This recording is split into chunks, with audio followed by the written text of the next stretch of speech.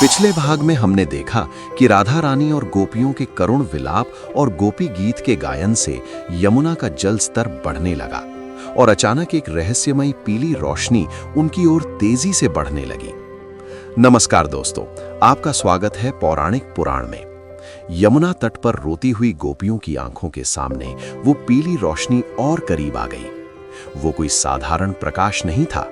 उस घने अंधेरे को चीरते हुए स्वयं साक्षात परमेश्वर श्री कृष्ण अपने चमकते हुए पीतांबर में मुस्कुराते हुए प्रकट हो गए। श्रीमद् भागवत में शुकदेव जी इस महामिलन का अद्भुत वर्णन करते हैं। तासाम आविर्भूत शौर्य स्मयमान मुखाम्बुजा पीतांबर धरः सृग्वी साक्षान मन्मथ मन्मथा।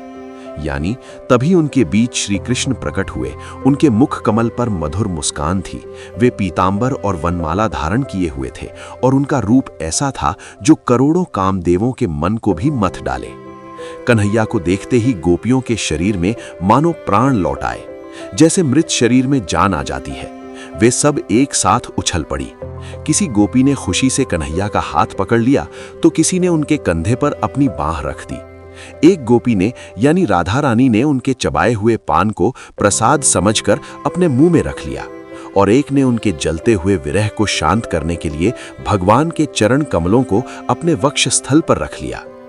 यमुना की सफेद रेत पर गोपियों ने अपने ओढ़ने वाले वस्त्र बिछा दिए ताकि उनके सुकुमार कन्हैया उस पर बैठ सके। लेकिन जैसे ही श्री कृष्ण बैठे, रास मंडल में एक अजीब सन्नाटा छा गया। गोपियों की आंखों में अब केवल प्रेम नहीं था, बल्कि एक सौम्य क्रोध और एक बहुत गहरा प्रश्न था। वे अभी भी इस बात से आहत थीं कि कन्हैया उन्हें रोता हुआ छोड़कर चले गए थे। गोपियों ने भगवान से ब्रह्मांड का सबसे जटिल और तीखा सवाल पूछ लिया। गोपियां गंभीर स्वर में बोलीं, हे कन्हैया, इस संसार में 3 तरह के प्रेमी होते हैं।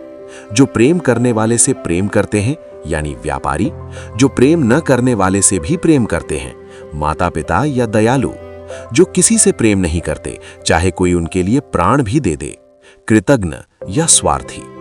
तुम सच सच बताओ, तुम इन तीनों में से कौन हो? तुमने हमें जंगल में अकेला क्यों छोड़ा? परमेश्वर श्री कृष्ण जो वेदों के ज्ञाता हैं, क्या गोपियों के इस तीखे तीर का प्रश्न का उत्तर दे पाएंगे? भगवान का जवाब क्या होगा? क्या वे खुद को स्वार्थी कहेंगे या प्रेम का कोई नया ही अर्थ समझाएंगे? अपनी राय हमें नीचे कमेंट्स में जरूर बताएं और पौराणिक पुराण चैनल को सब्सक्राइब करना ना भूलें। मिलते हैं कहानी के अगले भाग में। तब तक के लिए नमस्कार।